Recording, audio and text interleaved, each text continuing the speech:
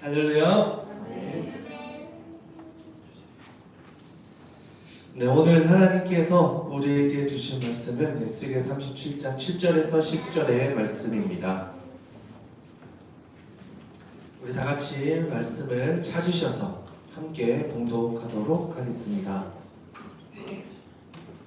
에스겔 37장 7절에서 10절의 말씀을 우리 다 함께 봉독하도록 하겠습니다. 함께 읽겠습니다. 시작. 이에 내가 명령을 따라 내어나니 명할 때에 소리가 나고 움직이며 이 뼈 저 뼈가 들어가자 뼈들이 서로 연결되더라. 내가 또 보니 그 뼈에 힘줄이 생기고 살이 오르며 그 위에 가죽이 덮이나 그 속에 생기는 없더라. 또 내게 이르시되 생기를 향하여 대언하라. 생기에게 대언하여 이르기를 주 여호와께서 이같이 말씀하시기를 생기야 사방에서부터 와서 이 죽음을 당한 자에게 불어서 살아나게 하라 하셨다 하라. 이에 내가 그 명령대로 대언하였더니 생기가 그들에게 들어가매 그들이 곧 살아나서 일어나 선대 극히 큰 군대더라. 아멘. 할렐루야. 우리 옆에 있는 분들과 한번 인사하겠습니다. 오늘도 잘 오셨습니다.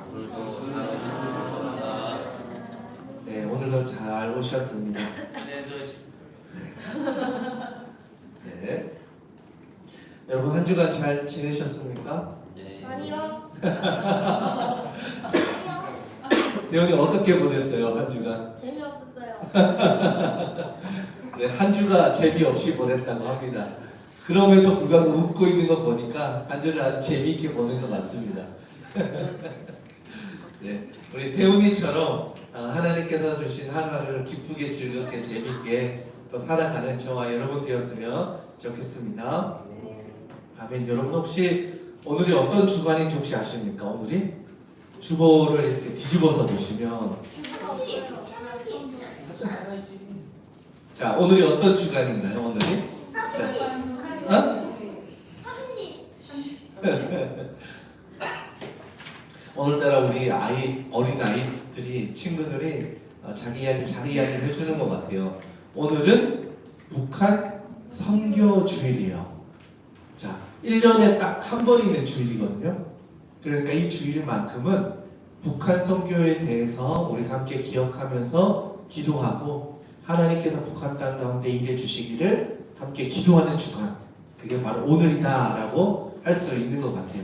그래서 오늘의 본문의 말씀을 살펴보면서 북한에 대한 우리 함께 살아가는 하나님의 백성이 우리의 동포들을 위한 그 하나님의 음성을 듣고 우리도 하나님의 나라 또 우리 북한 동포들 또 이제 북한 선교를 위해 헌신하는 분들과 우리도 마음을 모아서 함께 기도하면서 하나님의 나라가 세워져 가기를 함께 그렇게 마음을 모으는 그런 시간 될 수 있었으면 좋겠습니다. 여러분 북한에는 교회가 있을까요? 없을까요? 없어요. 네, 오늘은 활발한 대답들이 많은데요.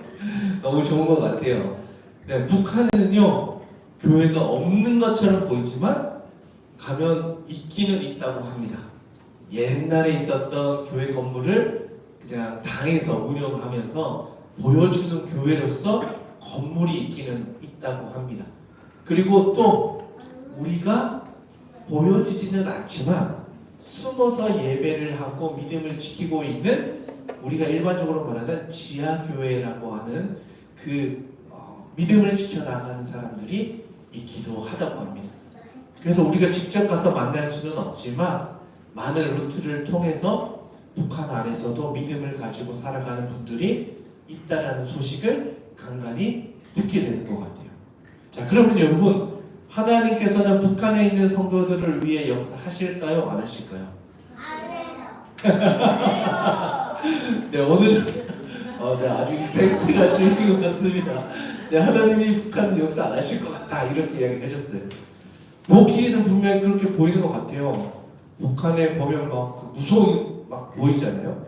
사진이나 뭐 군사적인 것들 가끔씩 미사일을 막 쏘기도 하고 그러면서 좀 위험해 보이는 일들이 많은 것 같기도 해요. 그런데 하나님께서는 우리를 구원하시는 분이시면서도 동시에 북한에 있는 사람들 분명히 지키시는 하나님이실 거예요. 그래서 하나님께서는 그 땅 가운데서도 분명히 하나님의 방법으로 지금도 일하고 계실 줄로 믿습니다. 아멘. 보이기에는 불가능해 보이지만 그럼에도 불구하고 그곳에서 하나님의 역사가 이어지고 있고 오늘 이 시간에도 하나님께서 하나님의 백성을 지키시는 줄로 믿습니다. 그래서 하나님이 하시면 분명히 북한 땅에도 복음이 전해지고 하나님의 교회와 하나님의 역사가 반드시 이루어질 것이다. 이것을 믿음으로 고백하는 주일이 오늘이 될 수 있기를 주님의 이름으로 축원합니다. 성경에도 보면요, 불가능해 보이는 사건 앞에서 하나님이 하시면 하실 수 있습니다 이렇게 고백했던 선지자가 있어요. 그 이름에 담겨 있는 의미가 하나님은 강하십니다. 하나님이 하시면 불가능을 가능하게 하십니다. 하나님이 가능하게 하시는 분이십니다. 이런 뜻을 가진 선지자가 있어요. 누구일까요? 맞아요. 오늘은 다들 엄청 빨리 맞춰주시는데 에스겔 선지자의 이름이 하나님께서 가능하게 하실 것이다. 하나님께서 강하게 하실 것이다. 하나님이 하시면 모든 걸 이루실 수 있을 것이다 라고 하는 하나님의 강하심을 담고 있는 의미가 에스겔이라는 뜻이에요. 그러니까 사람의 힘으로는 불가능해 보이지만 하나님이 하시면 하실 수 있습니다 라는 이름을 가진 선지자, 그 사람이 에스겔이었다. 근데 여러분, 에스겔 선지자는 어떤 시대에 태어나서 자랐을까요? 네? 우리 하나님과 막 이러고 있는데 이게 뭐죠? 네, 에스겔 선지자가 살았던 시대는요, 북이스라엘이 이미 멸망했고 남유다만 남아있는데 남유다도 이제 위태위태한 상황. 심지어는 왕이 되었던 사람이 한 11일? 그러니까 몇 달이 안 되어서 쫓겨나서 이방 땅으로 끌려가는 일들을 경험하는 시대였어요. 나라가 거의 멸망하기 직전이었다는 거예요. 그래서 바벨론이라고 하는 나라가 이 지역에 살고 있는 사람들을 다 붙잡아서 포로로 끌고 가버렸어요. 그때 25살 정도 되었던 청년이 있었어요. 누구였을까? 우리 태훈이가 다 알고 있는 것 같아요. 네, 에스겔이었어요. 여러분, 25살에 25살에 양주에 살고 있었는데 갑자기 나라가 망해가지고 우리가 끌려가지고 막 북한으로 끌려가고 저 중국으로 끌려가고 막 이렇게 갔다고 생각해 보세요. 그 25살의 나이에 어떤 마음이었을까요? 25살이면 이제 대학교 한 4학년, 3학년 이 정도 됐을까요? 군대 갔다 오고 하면. 근데 그 나이에 다른 나라로 포로로 끌려가는 거예요. 그런데 이 집안이 어떤 집안이었냐? 제사장 가문이었어요. 여러분, 제사장은 어디서 일하는 사람들이죠? 제사장. 그 당시에 제사장들은 제사를 감당하는 사람들이었겠죠. 그러니까 가장 중요한 곳이 어디였냐? 제사를 지내는 성전이었어요. 그런데 포로로 끌려갔다라고 하는 건 뭐냐면 이 성전이 더 이상 기능하지 못하게 됐다는 거예요. 심지어는 오늘 본문은 아니지만 앞에 있는 본문을 살펴보면 이 성전도 회파되어서 이제는 건물로도 잘 남아있지 않은 상태가 되어버린 시기가 되어버렸다, 이렇게 기록하고 있어요. 그래서 살펴보면 33장 21절에 가보시면 성전이 회파됐다는 소식을 끌려가 있었던 자리에서 그 이야기를 듣게 돼요. 우리 고향에 있던 성전이 무너지고 불타고 우리 백성들이 이제 다 흩어져서 더 이상 소망이 없구나, 이 소식을 들었다는 거예요.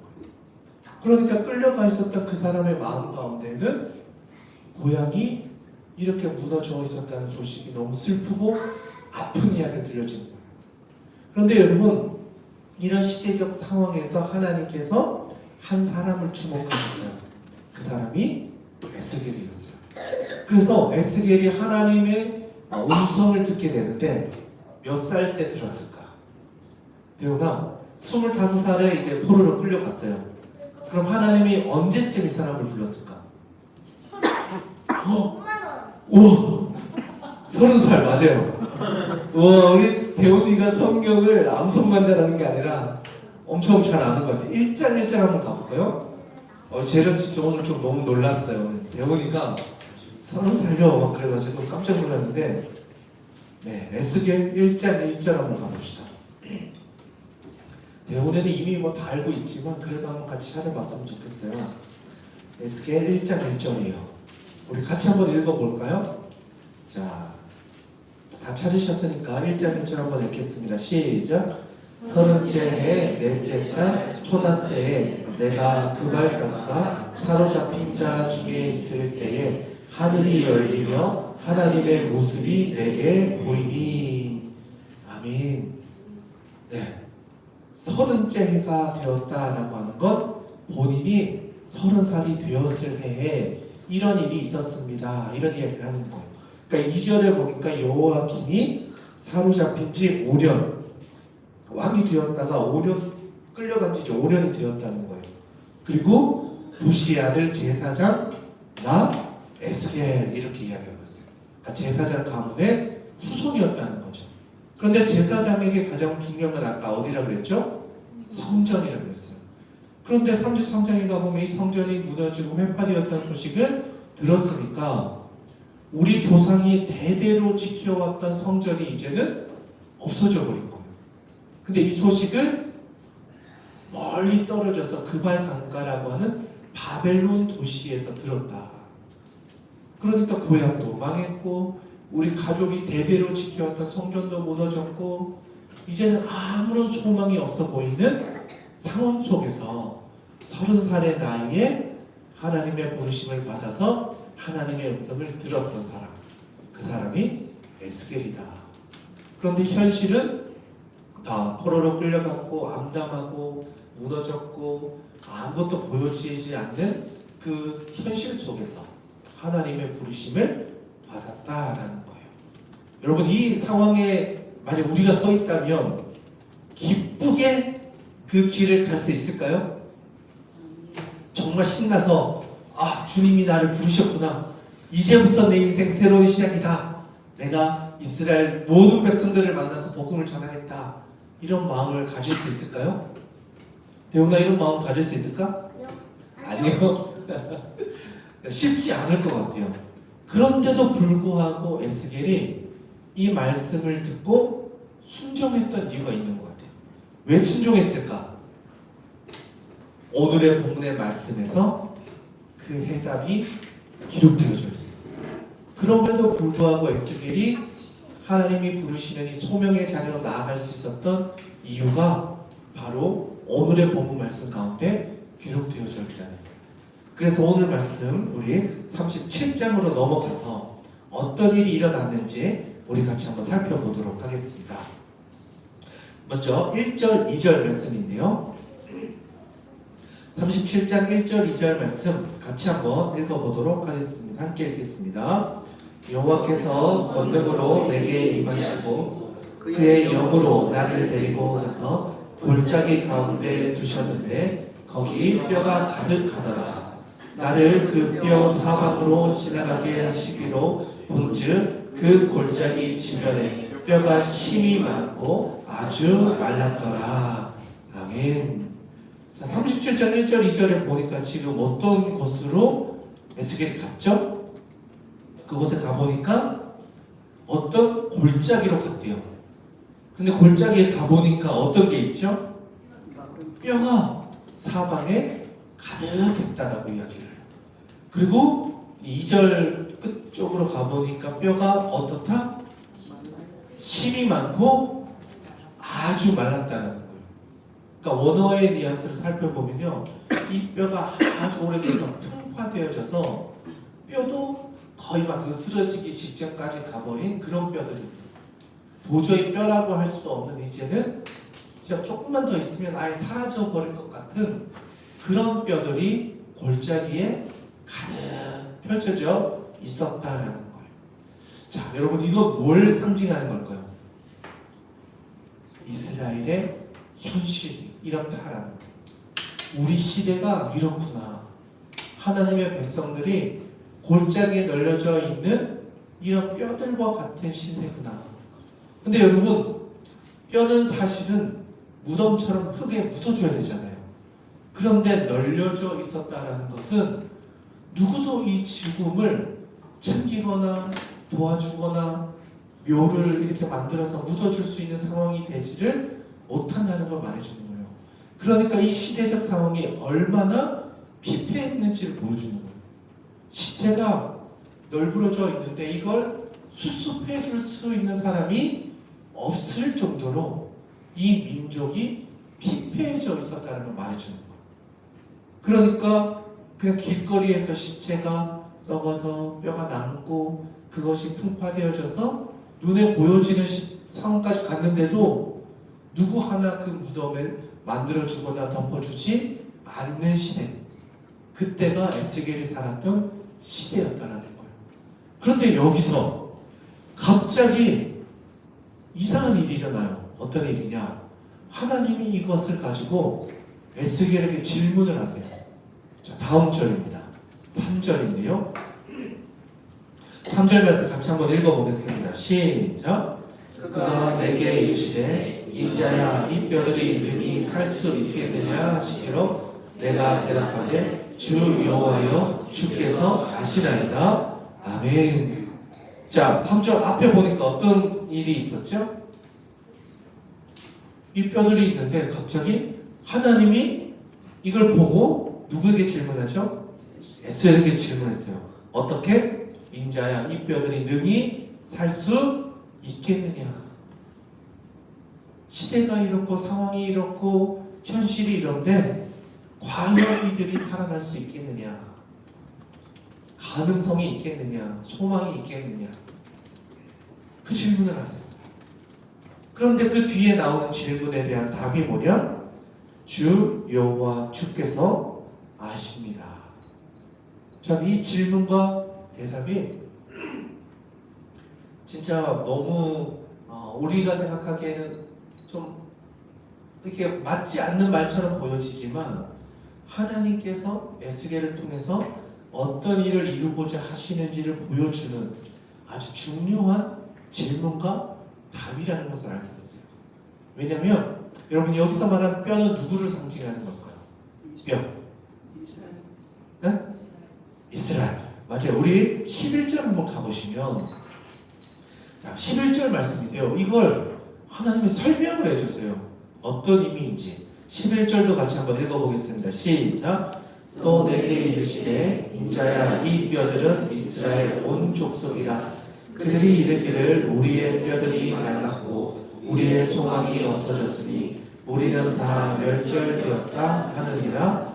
아멘. 하나님 다 설명도 해주셨어요.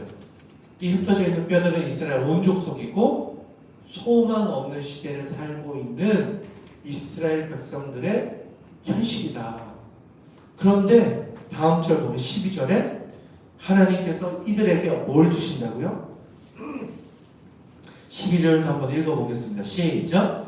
그러므로 너는 대언하여 그들에게 이르기를 주 여호와께서 이같이 말씀하시기를 내 백성들아 내가 너희 무덤을 열고 너희로 거기에서 나오게 하고 이스라엘 땅으로 들어가게 하리라. 아멘.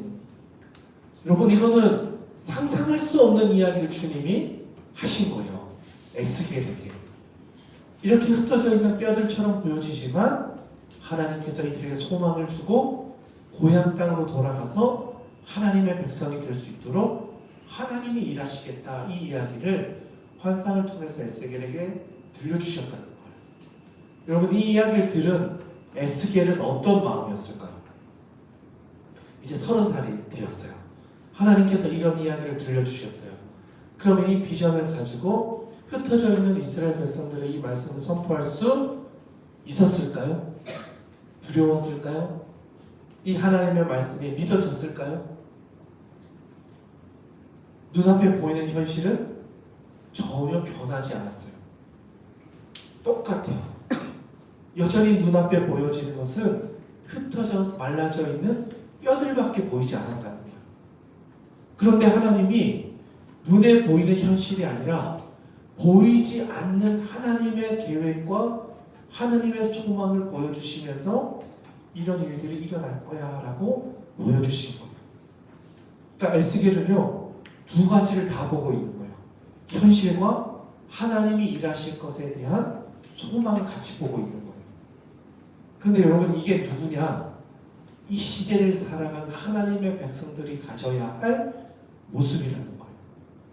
현실은 불가능해 보이는 일들이 너무 많아요.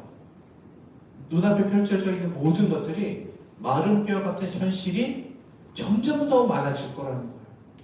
그런데 하나님은 그 가운데서도 일하실 수 있는 분이시다. 에스겔의 이름에서부터 알 수 있듯이 하나님이 강하시기 때문에 하나님이 하시면 하나님의 역사가 반드시 일어날 것이다 라는 것을 말씀해 주시는 거죠. 그래서 오늘의 본문의 말씀이 시작되는 거예요.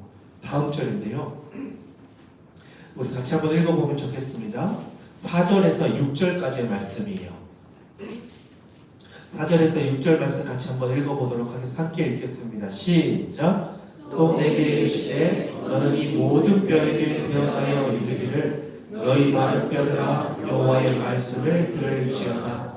주 여호와께서 이 뼈들에게 이같이 말씀하시기를 내가 생기를 너희에게 들어가게 하리니 너희가 살아나리라. 너희 위에 힘줄을 두고 살을 입히고 가죽으로 덮고 너희 속에 생기를 넣으리니 너희가 살아나리라. 또 내가 여호와인 줄 너희가 알리라 하셨다 하라. 아멘. 4, 5, 6절을 읽어보니까 하나님께서 이 뼈들에게 무엇을 이야기하라고 했죠? 여호와의 말씀을 대언하라. 말라져 있었던 그 뼈들에게 하나님의 말씀을 선포하라 라고 이야기하고 있어요. 눈에 보이는 건 변하지 않는 현실인데 하나님의 말씀을 듣고 그것을 선포해라 라고 이야기하는 거예요. 여러분, 이게 하나님의 일하심의 방법이라는 거예요. 여러분이 경험하고 있는 변하지 않는 현실 속에서 우리가 선포하는 것이 아니라 하나님의 말씀을 듣고 그 하나님의 말씀을 선포하며 나아갈 때 하나님이 일하신다는 거예요. 근데 우리는 하나님의 말씀을 듣고 하나님의 말씀을 따라 선포하는 것을 참으로 어려워해요. 내 힘으로 이야기하고 내 힘으로 바꾸려고 하고 내 힘으로 그 뼈를 고쳐보려고 해요. 그런데 되지 않는 걸 경험한다는 거예요. 에스겔은 자신의 역사를 통해서 내 힘으로 할 수 없는 것을 경험하며 소망이 없는 백성들과 같이 포로로 끌려와서 살고 있었단 말이죠.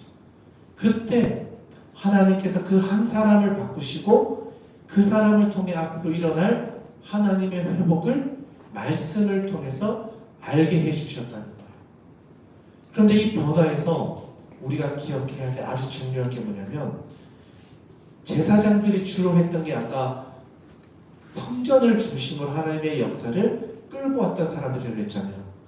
그런데 지금은 성전이 없어졌다 그랬어요. 성전이 없어진 그 자리에 뭐가 들어왔냐? 하나님의 말씀이 들어왔다는 거예요. 보이는 건물에 모여서 예배하는 것을 통해서 우리의 신앙을 지켜왔던 그들이 이제는 성전이 없어졌으면 우리의 믿음과 신앙이 끝난 것 같다는데 아니다. 살아계신 하나님의 말씀이 우리의 성전이 된다는 거예요. 눈에 보이는 성전이 우리를 지켜줄 것이라고 믿었던 이스라엘 백성들의 신앙을 완전히 새로운 차원으로 바꿔놓은 거예요. 아, 하나님의 말씀이 나를 살리는구나. 하나님의 말씀이 우리의 백성을 지켜주시는구나. 하나님의 말씀이 우리에게 소망을 주는 거구나. 하나님의 역사가 말씀으로부터 시작되는구나. 이걸 에스겔이 깨닫게 되었다는 거예요. 그래서 눈에 보이는 현실은 변하지 않았지만 그 하나님의 말씀을 붙잡고 나아가 대언했다는 거예요. 하나님이 주신 말씀을 그냥 선포했다는 거예요. 하나님의 말씀을 암송하고 그 말씀을 선포했다는 거예요. 그랬더니 어떤 일들이 일어났느냐? 읽었던 것처럼 마른 뼈들이 하나하나 연결되어져서 이제 힘줄이 생기고 피부가 덮이고 그 위에 가죽이 덮여져서 점점 더 하나하나 세워지더니 나중에는 큰 군대가 이루어지는 것을 보게 되었다. 그리고 하나님께서 마지막으로 그렇게 회복되어진 사람들에게 무엇을 주시죠? 생기를 주셨다라고 얘기해요. 여기서 말하는 생기는요, 창세기 1, 2, 3장에 나오는 그 태초에 하나님이 천지를 창조하신 이후에 사람을 만드시잖아요. 그리고 생명을 부어 넣어주셨다라고 하는 르아우라는 단어가 동일하게 사용되고 있어요. 그러니까 하나님이 사람을 창조하셨을 때 사람에게 빠져 있었던 그 생명을 여기에서 다시 한번 공급해 주셨다는 거예요. 그러니까 새로운 창조와 같은 거예요. 죽어 있었던 우리에게 하나님이 말씀을 주시고 생명을 부어 주셨을 때, 생기를 부어 주셨을 때 비로소 죽어 있었던 우리의 영혼이 살아난다는 거예요. 비록 현실은 변하지 않았고 상황은 어려운 그것이 동일하지만 말씀을 붙잡은 사람, 하나님의 영이 우리에게 들어와서 생명으로, 생기로 우리를 움직이는 사람, 그 사람에게 하나님의 놀라운 기적과 역사가 일어나게 되었다는 거예요. 바라기는 오늘 이 자리에 있는 여러분들에게도 동일한 은혜가 있기를 원합니다. 하나님의 말씀이 여러분에게 들려지고 그 말씀을 선포할 때 그 말씀이 그대로 이루어지는 은혜가 있기를 주님의 이름으로 축원합니다. 또한 하나님께서 주시는 그 생명, 생기가 우리의 영혼을 새롭게 소생시켜서 살아있는 하나님의 사람으로 새로운 인생을 살아갈 수 있는 시작점이 될 수 있기를 주님의 이름으로 축원합니다. 이 두 가지가 흩어져 있었던 이스라엘 백성들, 마른 뼈와 같이 죽어 있었던 그들에게 하나님이 주시는 위로와 소망과 회복과 하나님의 축복이었다. 그런데 여러분, 이게 하나님께서 우리에게 주신 것인데 이것을 통해서 하나님이 정말 원하셨던 것이 딱 한 가지가 있었대요. 그 다음 절의 말씀입니다. 우리 같이 한번 읽어보았으면 좋겠는데요. 오늘의 본문의 말씀입니다. 10절 말씀입니다. 우리의 10절 말씀, 그리고 6절 먼저 한번 읽고 또 10절로 넘어가는 계획인데요. 6절 말씀 같이 먼저 한번 읽겠습니다. 시작. 너희 위에 힘줄을 두고 살을 입히고 가죽으로 덮고 너희 속에 생기를 넣으리니 너희가 살아나리라. 또 내가 여호와인 줄 너희가 알리라 하셨다 하라. 아멘.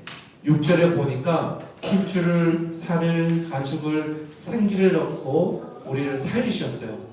그리고 나서 하나님이 원하셨던 게 뭐냐? 내가 여호와인 줄 너희가 알리라.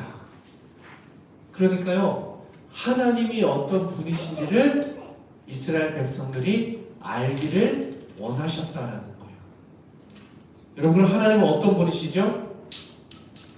오늘의 역사를 살펴보니까 이 흩어져 있는 이 뼈들을 살리시는 분. 눈에 보이는 현실은 골짜기에 흩어져 있는 뼈와 같은 우리의 인생이지만 하나님이 이 가운데 역사하시면 큰 군대를 이루실 수 있는 분, 우리에게 위로와 소망을 줄 수 있는 유일하신 분이 하나님이시라는 사실을 이스라엘 백성들이 알기를 원하셨다는 거예요. 시작할 때 이야기를 했지만 에스겔의 뜻이 뭐라고 그랬죠? 하나님은 강하시다. 하나님이 하시면 불가능도 가능하게 하실 수 있다. 그게 누구시다? 하나님이시다. 하나님은 이것을 이스라엘 백성들이 알기를 원하셨다는 거예요. 그래서 하나님께서는 이 에스겔을 통하여 시대적으로는 소망이 없고 눈앞에 보이는 것은 변하지 않지만 그럼에도 불구하고 일하고 계신 하나님을 바라보게 하셨다는 거예요. 저는 이 오늘의 말씀이 북한을 바라보는 우리의 시선을 바꾸어 놓는 하나님의 말씀이 될 수 있기를 주님의 이름으로 축원합니다. 아멘. 참 많은 시간이 지났어요. 벌써 한 70년 이상이 지나가는 것 같아요. 그동안 북한은 변하지 않는 것 같고 점점 더 그 땅에 있는 사람들은 피폐해져 가는 것 같고 어쩌면 우리가 보기에는 마른 뼈와 같은 인생을 살아가는 사람들이 북한 사람들처럼 보여질 수 있어요. 그런데 하나님께서는 그 가운데 에스겔과 같은 계시를 이미 준비하시고 그 가운데 살아서 역사하시는 하나님의 역사를 보도록 경험하도록 지금도 일하고 계실 것입니다. 그리고 우리에게도 그것을 기대하고 소망하며 함께 하나님의 역사를 바라볼 수 있는 사람으로 우리도 함께 기도하며 하나님의 역사를 소망하게 하실 것입니다. 우리의 현실과 북한의 현실을 넘어서서 하나님의 역사는 반드시 이루어질 것이다.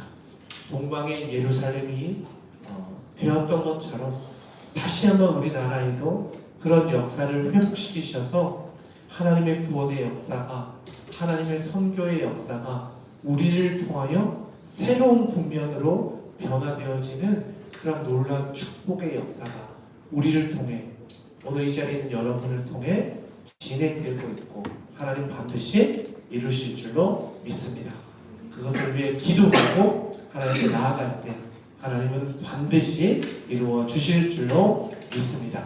이것을 위해 기도하며 나아가는 저와 여러분 될 수 있기를 주님의 이름으로 축원합니다. 함께 기도하겠습니다. 하나님 아버지, 오늘 우리에게 주셨던 이 에스겔서의 말씀을 기억합니다. 시대적으로 현실적으로 소망이 없는 이스라엘 백성들에게 하나님께서 새로운 꿈을 꾸게 해주시고 볼 수 없었던 것을 보게 하셔서 하나님의 일하심을 기대하고 소망하며 하나님의 역사 앞에 나아가게 하셨던 것을 보았습니다. 하나님 우리에게도 이런 하나님의 꿈을 꾸는 힘을 그런 소망을 가지게 하여 주시옵소서. 특별히 북한 선교 주일입니다. 무너져 내린 이 북한 땅 위에 소망이 없는 것처럼 보여진다 할지라도 우리가 함께 기도하며 하나님의 말씀을 선포하며 하나님의 역사가 하나님의 그 성령의 능력이 나타난다면 그 땅 가운데도 회복이 임하실 줄로 믿사오니 하나님께서 일하여 주시고 우리도 합력하여 선을 이루는 귀한 하나님의 백성으로서 우리도 쓰임받게 하여 주시옵소서. 그것을 위하여 기도하며 나아가는 모든 성도들 위해 하나님이 주신 놀라운 은혜가 가득할 수 있도록 주여 역사하여 주시옵소서. 하나님 아버지께 모든 것을 부탁드리오며 살아계신 우리 구주 예수님의 이름으로 기도드리옵나이다. 아멘. 이 시간 오늘 주신 말씀을 가지고 우리 같이 좀 기도하며